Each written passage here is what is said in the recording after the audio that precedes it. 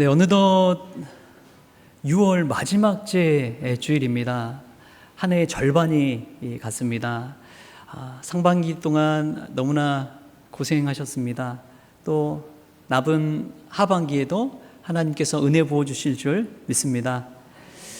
우리 옆에 분들 한 번 더 인사 나눌까요? 상반기 고생하셨습니다. 하반기 은혜 받읍시다.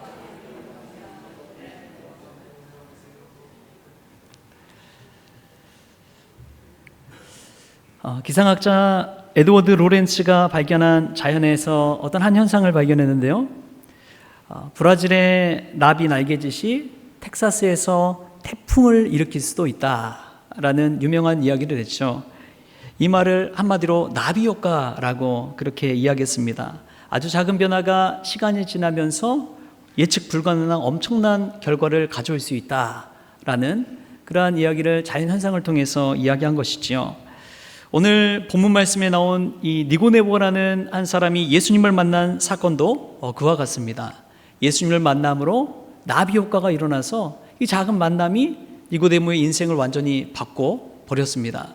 저와 여러분에게도 이러한 놀라운 은혜가 있기를 주신 예수님의 이름으로 축원합니다.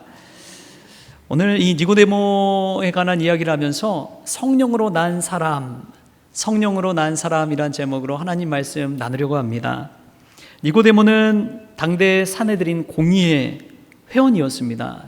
유대인의 지도자였죠. 이 공회원이 70명이었대요. 70명 중에 한 명이었으니까 얼마나 대단한 사람이었는지 모릅니다. 우리로 치면 이제 국회의원 정도라고 보시면 될 것 같아요. 그러한 실력자였고 또 유대인 지도자였음에도 불구하고 그가 예수님을 찾아오면서 오늘 이야기가 시작됩니다. 국회의원이 밤중에 몰래 나사렛 출신 목수 예수님을 찾아왔다는 것 자체가 사실은 말도 안 되는 이야기입니다. 여러분, 국회의원이 한밤중에 자신의 귀한 시간을 내서 목수를 찾아온다? 있을 수 없는 이야기지요. 지금도 유대인들은 이 랍비가 엄청난 권위를 가지고 있대요. 랍비가 가지고 있는 권위와 지도층의 입장에서 그 자리에서 밤중에 몰래 누군가에게 찾아가서 가르침을 구하고 아쉬움을 토로하고 문제에 답을 얻고자 한다는 것 자체가 있을 수가 없는 일이라는 것이죠. 그런데 성령으로 난 사람은 먼저는 자신의 부족함을 인정할 줄 아는 자인 줄 믿습니다. 자기의 부족함을 깨닫고 인정할 때 성령으로 거듭나는 은혜를 누릴 수가 있는 것이죠. 그렇다면 왜 사회 지도층에 있는 유력자였던 이 니고데모가 밤중에 예수님을 찾아갔을까요? 그것은 예수님이 보여주신 기적과 표적, 예수님이 말씀하신 그 가르침을 들을 때 예수님이야말로 참 스승이요, 참 랍비라는 그 고백을 할 수밖에 없었던 것이죠. 예수님을 바라볼 때 자기 자신을 들여다보면 자기 자신은 바리새인이고 종교적인 지식은 가지고 있을지 몰라도 하나님 나라에 들어갈 것이란 확신이 니고데모에게는 없었습니다. 사람들이 아무리 종교 지도자라 칭하더라도 하나님께서 자신을 인정해 줘야만이 구원을 받을 수가 있는 것이지요.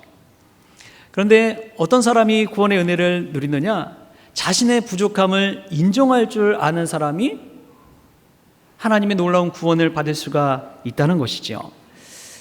어제 우리 전도팀 권사님들 같이 해서 전도하러 나갔는데 정말 땡볕에서 나가서 전도 휴지를 들고 와서 전도를 하고 돌아오는데 저도 가서 전도를 했습니다. 휴지를 나눠주는데 예수님 믿으세요 하면서 휴지를 전해주면 대부분은 거의 잘 받으세요. 그런데 어떤 분들은 아유 됐다고, 괜찮다고, 필요 없다고 뿌리치시는 분들이 있습니다. 자신의 입장에서는 가진 것, 부족한 것이 없기 때문에 그 손길을 내치는 것이죠. 여러분, 물이 이 유리컵에 가득 담겨져 있으면 물을 채울 수가 있습니까? 없습니까? 없지요. 이 컵 안에 물이 비어 있을 때야 물을 부으면 채울 수가 있는 것입니다. 세상의 가치로 가득 채워져 있으면 아무리 하나님의 말씀을 붓고 듣고자 해도 그게 내 안에 채워지지가 않는 것이죠. 그렇기 때문에 성령으로 난 사람은 자신의 부족함을 인정하고 자신을 비우고 자신의 결핍을 하나님 앞에서 인정하며 나아가는 사람입니다. 니고데모가 볼 때 세상적으로는 부족한 것이 하나도 없었어요. 국회의원급이고 사람들에게 인정받고 리더의 자리에 있고 유력한 권력자에 있는데, 그런데 자신의 영혼을 들여다보니까 얼마나 갈급하고 부족하고 결핍이 있는 것을 깨닫게 된 것이죠. 다른 유대인 지도자들은 나사렛 출신 목수 예수님을 무시하고 비난했지만 니고데모가 보기에는 예수님께서 어떤 분이시기에 저런 기적을 일으킬 수가 있으신 것이지? 아무리 많은 지식을 가지고 있다 하더라도, 아무리 종교 공부를 많이 하고 율법을 달달 암송하더라도 저런 능력은 행할 수가 없는데 어떻게 예수님은 저런 기적과 표적을 일으키시지? 그러한 의문을 가지고 예수님 앞에 나아간 것이죠. 여러분, 성령의 사람이로 난다는 것은 이런 갈급함을 가지고 예수님 앞에 나아가는 그런 사람인 줄 믿습니다. 우리는 예수님을 만날 때 새 사람이 될 수 있습니다. 예수님을 믿을 때 인생이 변화됩니다. 예수님을 믿는 자에게 능치 못함이 없습니다. 빈곤에 처하더라도, 부요함에 처하더라도, 어떠한 환경에 처하더라도 잘 살아갈 수 있는 은혜, 그것은 예수님을 만날 때 가능한 것이지요. 오늘 말씀 통해 산헤드린 회원인 니고데모가 예수님을 만나서 종교인이 아니라, 종교 지도자가 아니라 성령의 사람으로 거듭나게 되었습니다. 우리도 오늘 예수님 주신 말씀을 통해서 은혜 받아 종교인이 아니라, 형식에 치우치는 삶을 사는 것이 아니라 성령의 사람으로, 기쁨의 사람으로 거듭나는 저와 여러분이 될 수 있기를 축복합니다. 그러려면 갈급함을 가지고 나아가야 합니다. 우리의 부족함을 인정하고 주님 앞에 우리의 머리를 숙여야 됩니다. 제가 예전에 사역할 때 교인들 중에서도 정말 잘 나가신 분들이 많이 있었습니다. 벤틀리 같은 차도 타고 다니시고, 강남에서 40평 넘는 평수에서 사시는 분들도 있고, 교회 오실 때 명품으로 휘감고 오시는 분들도 있습니다. 그런데 그분들도 목사인 제가 딱 한마디 하면 고개를 탁 숙이더라고요. 어떤 말일까요? 기도합시다. 기도합시다. 교구 사무실 찾아왔을 때 기도합시다 하면 머리를 숙여요. 두 눈을 감습니다. 하나님 앞에 기도하자고 고개를 숙일 때, 그때야말로 자신의 부족함을 인정하는 순간인 것이죠. 하나님은 자신에게 고개 숙인 자, 자신을 찾는 자에게 은혜 베푸시는 분인 줄 믿습니다. 지난 한 주간에 제가 참 은혜 받았던 찬양이 있습니다. 이런 가사예요. 주여, 우린 연약합니다. 우린 오늘을 힘겨워합니다. 주 뜻 이루며 살기엔 부족합니다. 우린 연약합니다. 주여, 우린 넘어집니다. 오늘 하루 또 실수합니다. 주의 긍휼을 구하는 죄인입니다. 우린 주만 바라봅니다. 한없는 주님의 은혜 온 세상 위에 넘칩니다. 가릴 수 없는 주 영광 온 땅 위에 충만합니다. 주님만이 길이오니 우린 그 길 따라갑니다. 그날에 우리를 이루실 주는 완전합니다. 자신의 부족함을 인정하는 찬양인데요, 이 찬양 주중에 부르면서 우리 성도들과 함께 불러봤으면 좋겠다 하는 생각이 들어서 오늘 좀 같이 한번 불러보면 좋겠습니다. 우리 악보도 준비해놨는데요, 한번 보면서 한번 불러보겠습니다. 우리 가사를 생각하면서 한번 부를까요? 우리 스스로의 고백인 것처럼, 주님, 우린 연약합니다. 우리 한번 찬양을 통해 고백하길 원합니다. 주여, 우린 연약합니다. 우린 오늘을 힘겨워합니다. 주 뜻 이루며 살기에 부족합니다. 우린 연약함. 주여, 우린 넘어집니다. 주여, 우린 넘어집니다. 오늘 하루 또 실수합니다. 주의 긍휼을 구하는 죄인입니다. 우린 주만 바라봅니다. 한없는 주님의 은혜, 한없는 주님의 은혜, 온 세상 위에 넘칩니다. 가릴 수 없는 주 영광, 온 땅 위에 충만합니다. 주님만 이기리오니 우린 그 길 따라갑니다. 그날에 우리를 이루신 주는 완전함이, 한없는 주님의 은혜, 한없는 주님의 은혜, 온 세상 위에 넘칩니다. 가릴 수 없는 주 영광, 온 땅 위에 충만합니다. 주님만 이기리오니 우린 그 길 따라갑니다. 그날에 우리를 이루신 주는 완전합니다. 아멘. 우리가 이 찬양의 고백처럼 우리 연약함을, 부족함을 하나님 앞에 고백함으로 니고데모가 성령의 사람으로 난 것처럼 우리도 성령의 사람으로 나는 귀한 은혜가 있기를 소망합니다. 우리가 은혜 받는 시간은요, 우리의 부족함과 죄인됨을 인정할 때입니다. 그러한 한 사람의 날개짓이, 그 믿음의 날개짓이 가정과 교회를 성령으로 충만하게 하는 귀한 역사가 저와 여러분의 있기를 축복합니다. 또 보면은 오늘 본문에 나온 니고데모는 육적으로는 정말 완벽한 사람이었습니다. 바리새인이었고 유대인 지도자였고 또 산헤드린 공회원 회원이었죠. 육적으로 보기에 그는 너무나 성공적인 사람이었는데 오늘 예수님께서 우리에게 주신 그 말씀을 볼 때에 육으로 난 것은 육의 사람이고 영으로 난 것은 영으로 되어진 사람이라고 이야기합니다.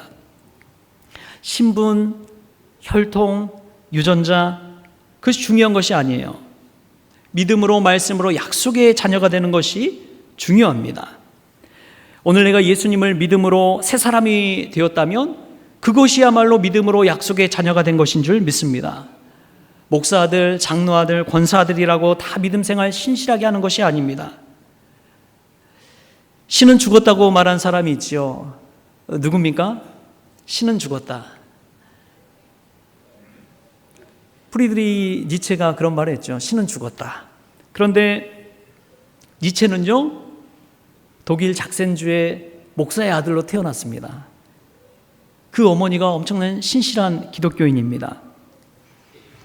그러나 그가 쓴 글은 서구 유럽의 기독교적 세계관의 종말과 죽음을 이야기하고 있습니다. 절대적인 하나님의 통치를 부정하는 것입니다. 목사의 아들인데도 그렇습니다. 신앙적인 가문에서 태어났음에도 불구하고 그랬습니다. 어릴 적에 예수님을 믿고 고백하고 예배했음에도 그랬습니다. 육신의 자녀가 영적인 약속의 자녀가 될 수 없다는 것을 분명하게 보여주는 것이죠. 사도 바울도 마찬가지였습니다. 갈라디아 4장에 보면 아브라함의 두 아들이 나오죠.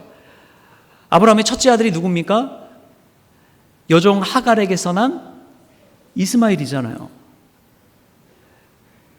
그런데 정실 부인 사라에게서 아들이 낳지요. 그가 이삭입니다. 근데 보면은 육신의 자녀는 이스마엘이지만 약속의 자녀는 이삭이라는 거예요. 다 아브라함의 자손, 아브라함의 아들임에도 불구하고 그게 완전히 나눠집니다. 왜 그렇습니까? 육신의 자녀가 약속의 자녀가 될 수는 없기 때문에 그렇습니다. 육으로 난 것은 육이에요. 영으로 낳아야지만이 약속의 자녀가 될 수 있다는 것입니다. 여러분 보면은 성경 말씀에서 분명하게 보여주는 것이 있습니다. 우리 말씀 한번 찾아볼까요? 우리 갈라디아서 말씀 한번 찾아보겠습니다. 갈라디아서 4장 28절, 29절 말씀 우리 같이 한번 찾아서 읽겠습니다. 갈라디아서 4장 28절, 29절 말씀 우리 한 목소리로 읽겠습니다. 형제들아 너희는 이삭과 같이 약속의 자녀라. 그러나 그때의 육체를 따라 난 자가 성령을 따라 난 자를 박해한 것 같이 이제도 그러하도다. 아멘. 여러분 아브라함의 첫째 아들 이스마엘이 어린 이삭을 놀리고 박해했지요. 그 이야기를 하는 것입니다. 근데 지금도 마찬가지입니다. 육체를 따라 난 자가 성령을 따라 난 사람을 박해합니다. 핍박합니다. 육시적인 가치관을 가지고 볼 때 이 영적인 삶을 추구하는 것이 이해가 안 되는 것이죠. 왜냐하면 손해보는 일이기 때문에, 말도 안 되는 일이기 때문에 그렇습니다. 여러분, 아니 어떻게 원수를 사랑하라고 합니까? 오른손이 한 일을 왼손이 모르게 어떻게 구제하는 선행을 베풀 수가 있습니까? 선을 행했다면 신문 광고에 좀 내고 사람들에게 널리 알리고 자랑도 좀 하고 그런 기쁨이 또 다 있잖아요. 그런데 선을 행했으면서 왜 은밀하게 아무도 모르게 선을 행해야 합니까? 나를 박해하는 자를 축복하라고 하는데 그게 어떻게 가능한 일입니까? 나를 때렸다면, 나를 10으로 때렸다면 100으로 갚아줘야지요. 그게 인지상정 아닙니까? 나를 박해하는데 어떻게 가만둘 수가 있습니까? 내 눈에 눈물 나게 했다면 상대방의 눈에는 피눈물 나게 하는 것이 인간 세상, 육적인 세상의 방식 아닙니까? 그런데 성령의 사람은 그렇게 하지 말라는 거예요.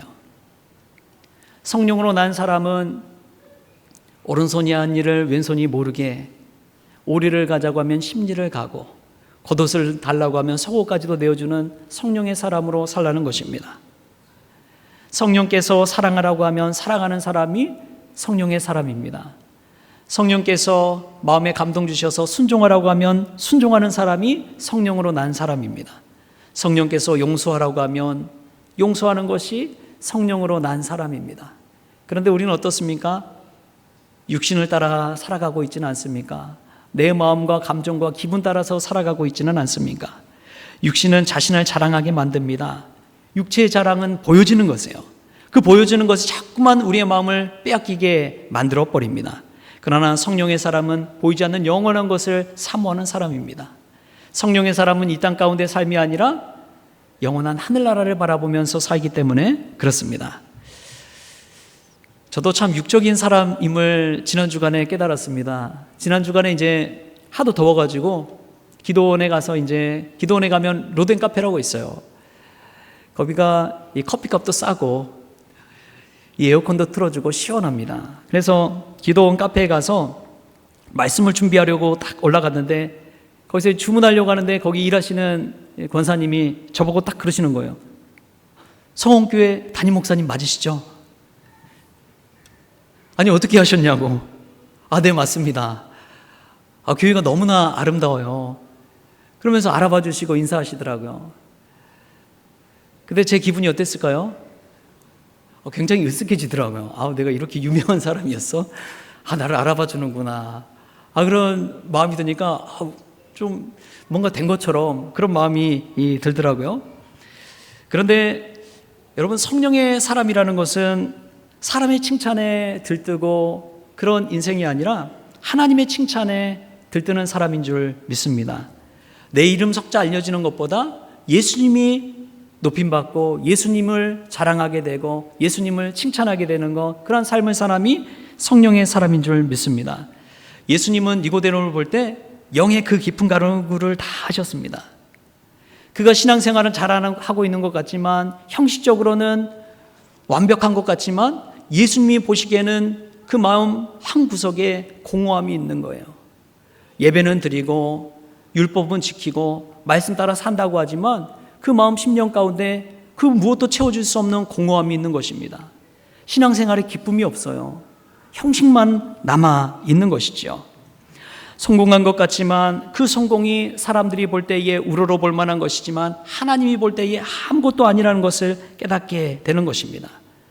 성령의 사람은 이 땅 가운데 육신을 쫓아 사는 사람이 아니라 말씀을 따라 약속의 자녀로 사는 사람인 줄 믿습니다.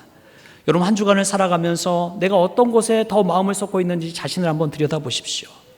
나는 육신을 쫓아 살아가는지, 성령의 소욕을 따라 살아가는지, 하나님의 말씀을 따라 살아가는지, 내 감정과 기분대로 살아가는지 한번 오늘 이 말씀 속에서 자기 자신을 들여다보십시오. 내가 신앙생활을 하면서 기쁨은 잃어버리고 내 생각, 내 경험대로 살아가고 있지는 않는지. 성령께서 이 시간 여러분의 마음을 열어주셔서 성령이 주시는 기쁨과 은혜가 충만해질 수 있기를 소망합니다. 그래서 한 주간 성령의 사람으로 말씀 따라 사는 약속의 자녀로 살아갈 수 있기를 축복합니다. 눈에 보여지는 것에 여러분의 기분이 흔들리지 않길 바랍니다.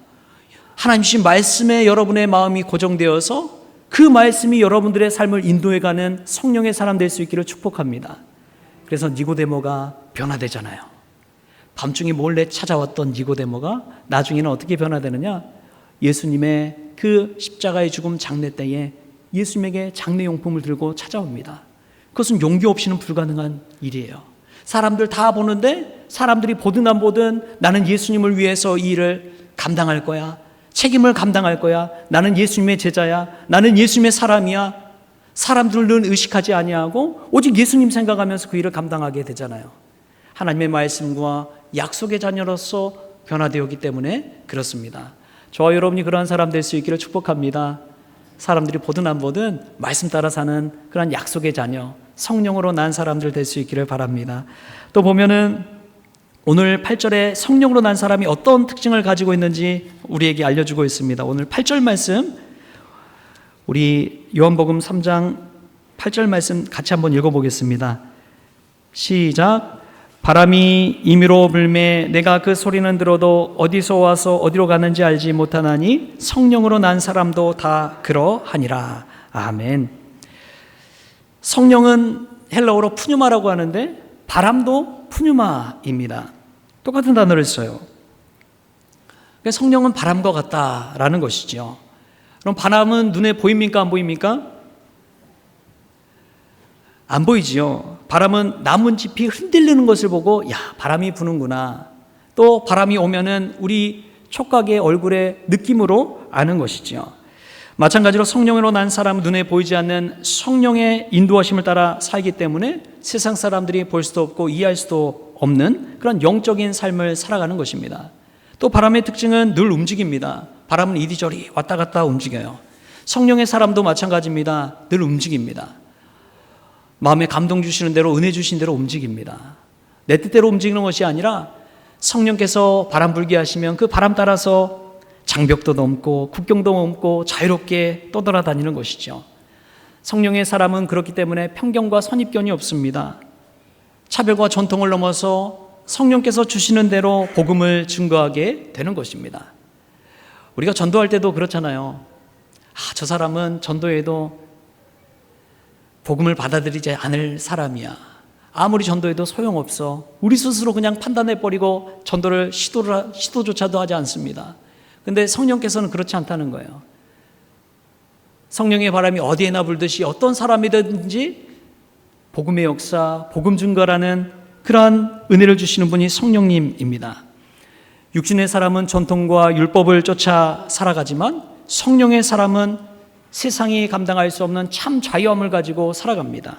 그래서 고린도후서 말씀에 이러잖아요. 주는 영이시니 주의 영이 계신 곳에는 자유가 있느니라. 주는 영이시니 주의 영이 계신 곳에는 자유가 있느니라. 여러분, 우리에게 이러한 자유가 있기를 소망합니다. 어떤 사람을 만나든지 우리에게 자유가 있어야 됩니다. 이 자유로움을 가지고 사는 사람이 성령의 사람이기 때문에 그렇습니다. 이 성령의 역사를 보면 참 놀라운 것이 사람을 변화시켜 버려요. 평범하고 못 배운 사람도, 그런 범인도 성령께서 역사하시면 예수님의 제자들처럼 변화되어서 담대한 사람이 되고 지혜의 사람이 되고 교회를 세우는 사람이 되는 것입니다. 그 예수님의 제자들 몇 명이 예루살렘을 뒤집어 엎어버리잖아요. 어떻게 그게 가능합니까? 성령의 바람이 역사했기 때문에 그런 것이죠. 바리새인 중에 바리새인이었던 사울이라는 사람도 마찬가지였잖아요. 그는 그리스도인이면 다 잡아가두고 핍박하고 감옥에 가두던 사람이었습니다.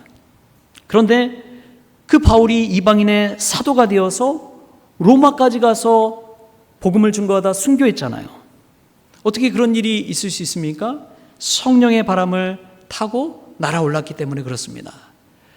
자신이 가지고 있는 지식과 경험, 전통으로는 그렇게 할 수가 없어요. 성령께서 그 사람 위에 역사하시면, 성령으로 난 사람이 되면 그러한 일들을 행하게 되는 것이죠.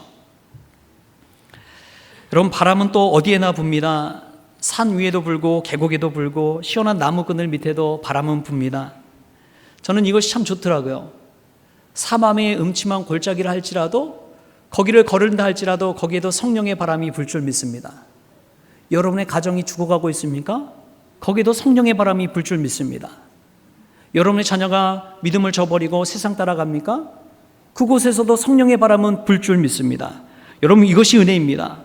성령께서 불 때에 메마른 뼈들이 다시 살아나서 생기를 얻게 되는 것처럼 성령의 바람이 불 때 우리 가정이 살아나고 우리 자녀가 돌아오고 우리 교회가 믿음 안에서 자라나게 될 줄 믿습니다.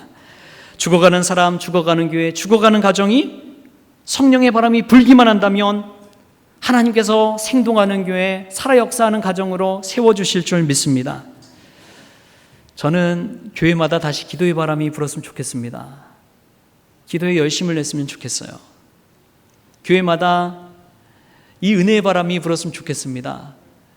은혜의 충만한 바람이 불어서 교회마다 성령이 부어주신 은혜 때문에 감격하고 감동받고 은혜로 충만해졌으면 좋겠습니다.